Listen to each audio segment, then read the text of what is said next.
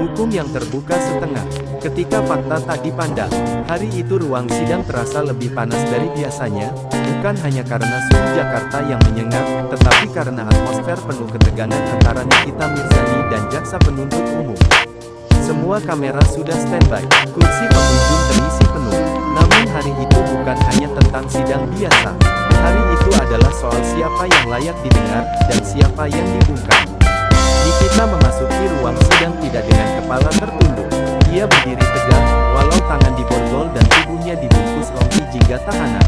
Tapi matanya menyorot marah. Pagi itu, dia telah menolak mengenakan rompi tersebut. Menurutnya, baju tahanan yang dipaksakan pihak kejaksaan sangat tidak layak, kotor, sobek, dan terlalu sempit. Dia merasa dipermalukan di depan publik. Apakah saya binatang peliharaan kalian? Ini bukan prosedural, ini penghinaan, katanya kepada petugas kejaksaan sebelum sidang dimulai. Namun keberatannya tak dikukis.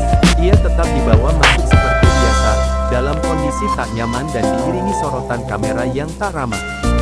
Saat sidang dibuka, suasana hening.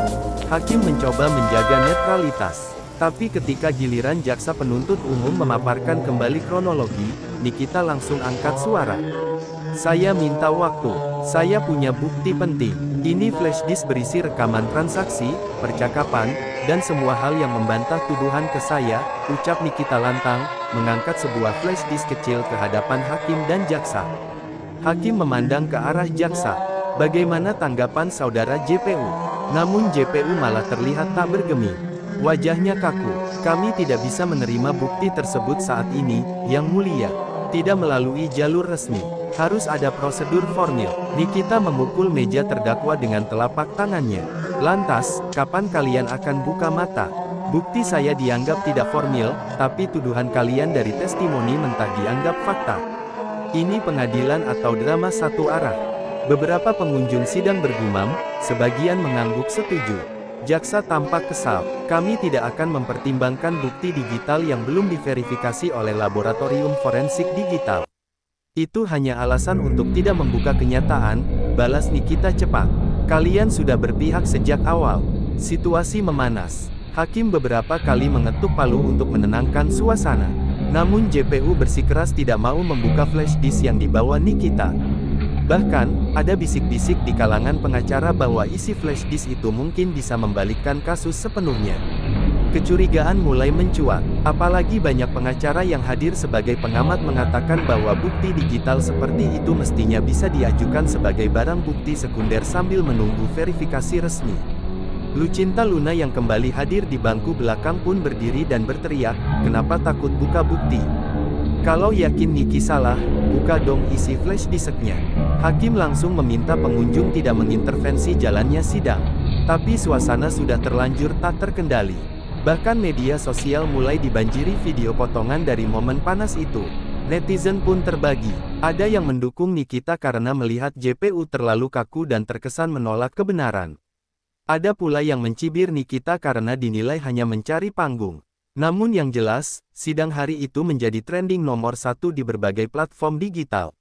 Di luar ruang sidang, para wartawan menyerbu tim kuasa hukum Nikita. Apakah benar JPU menolak membuka bukti karena takut? Tanya salah satu reporter. Kuasa hukum Nikita menjawab tegas, kami melihat indikasi keberpihakan yang mencolok. JPU tidak hanya menolak bukti, tetapi juga memaksa klien kami mengenakan baju tahanan yang tidak manusiawi. Ini bukan soal selebritas, ini soal keadilan yang setengah hati. Nikita sendiri ketika ditanya usai sidang, hanya berkata, kalau saya jatuh, saya akan jatuh dengan martabat. Tapi saya tidak akan diam ketika keadilan dijalankan setengah-setengah. Hari itu, pengadilan bukan hanya tempat memutuskan perkara, tapi juga panggung besar, di mana semua mata tertuju pada satu pertanyaan, apakah hukum bisa tetap adil di tengah nama besar dan opini publik?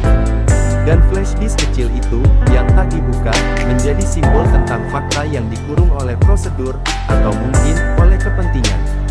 Di balik meja hakim, hari itu langit Jakarta tampak mendung, seolah memantulkan ketegangan yang tengah terjadi di dalam ruang sidang.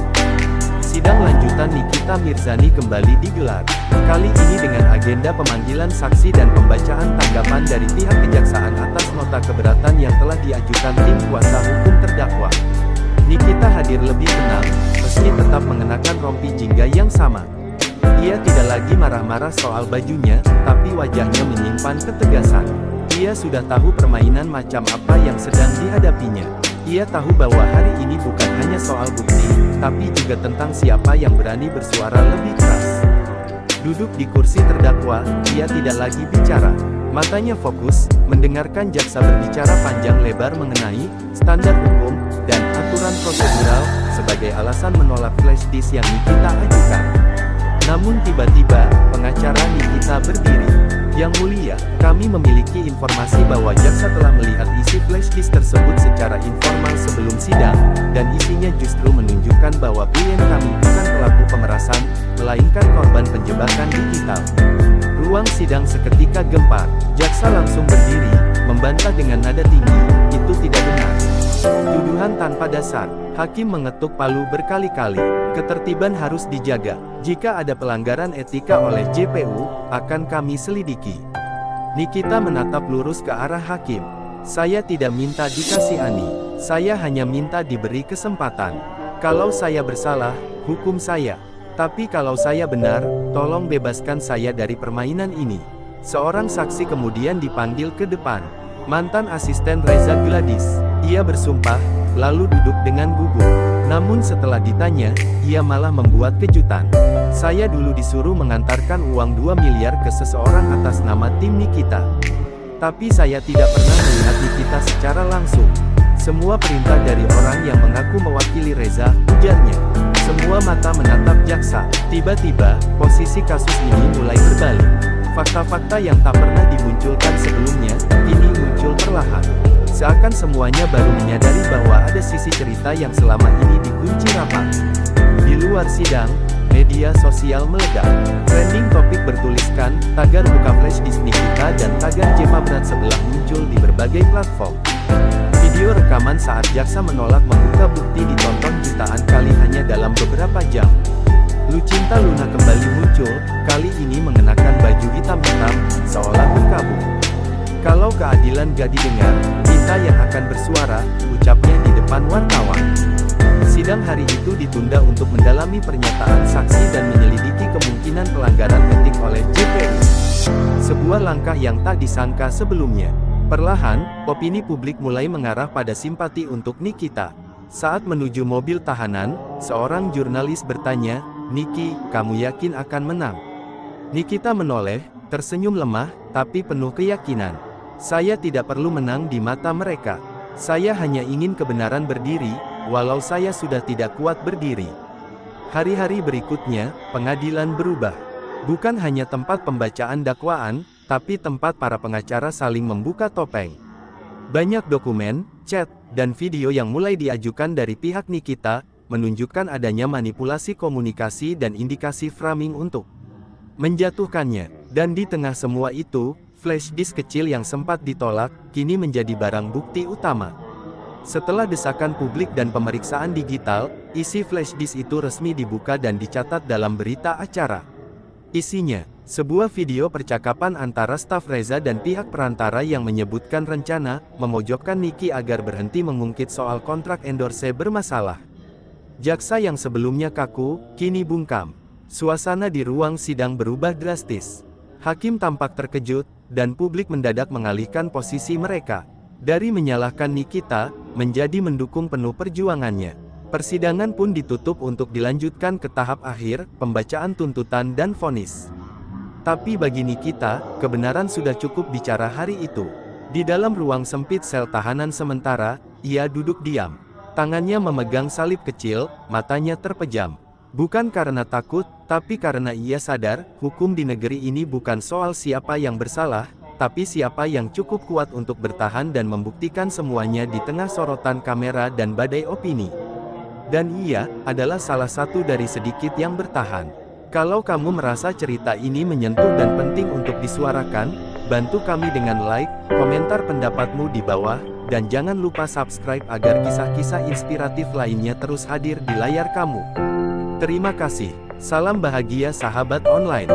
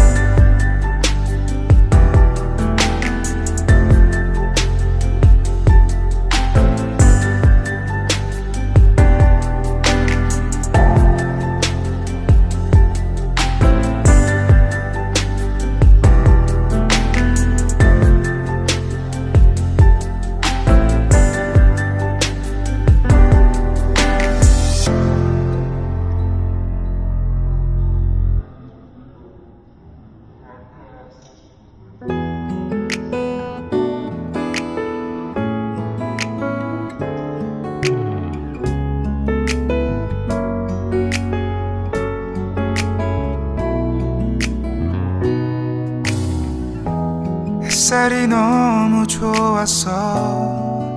그냥 모두 좋았어. 널 만나서 모든 게 다 잠에서 깨어나서 휴대폰을 먼저 보게 돼. 참 많이 변했다네가.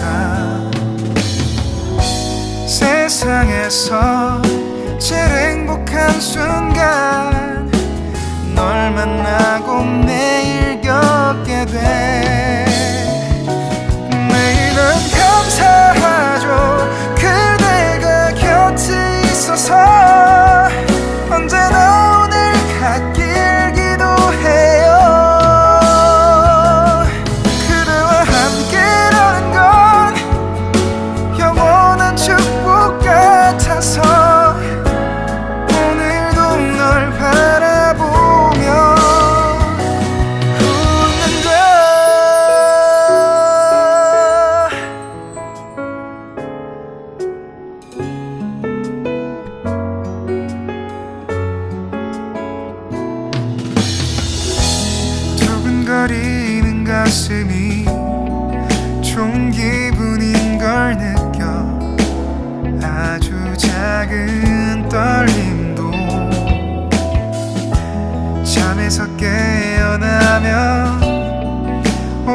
날씨 먼저 확인해 우산을 챙겨야 할지.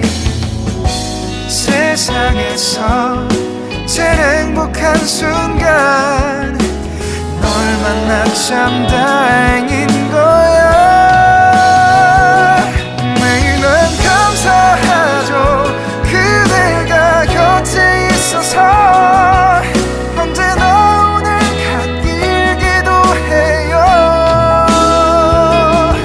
그대와 함께라는 건 영원한 축복 같아서 오늘도 널 바라보며 웃는다. 내게 마지막 사랑이라면 항상 곁에 있을게. 다가가서 말을 할 거야. 널 사랑한다고. 언제까지나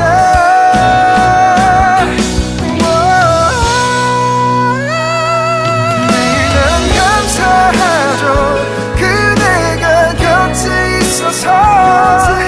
언제나 오늘 곁길기도 해요. 그대와 함께라는 건 영원한 축복 같아서 오늘도 널 바라보며 웃는다.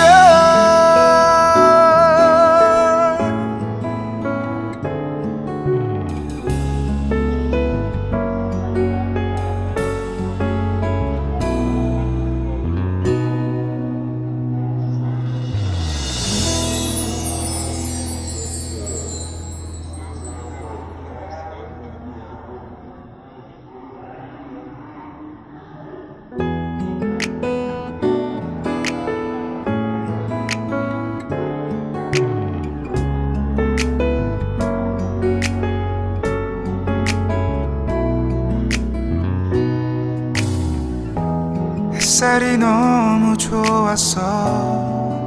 그냥 모두 좋았어. 널 만나서 모든 게 다. 잠에서 깨어나서 휴대폰을 먼저 보게 돼. 참 많이 변했다는가. 세상에서 제일 행복한 순간 널 만나고 매일 겪게 돼. 매일 난 감사하죠 그대가 곁에 있어서. 언제나 오늘 갓길기도 해요. 그대와 함께라는 건 영원한 축복 같아서 오늘도 널 바라보며 웃는다.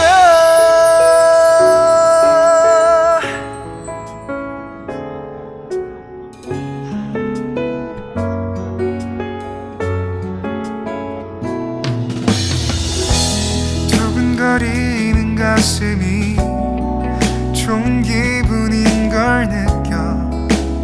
아주 작은 떨림도 잠에서 깨어나면 오늘 날씨 먼저 확인해 우산을 챙겨야 할지.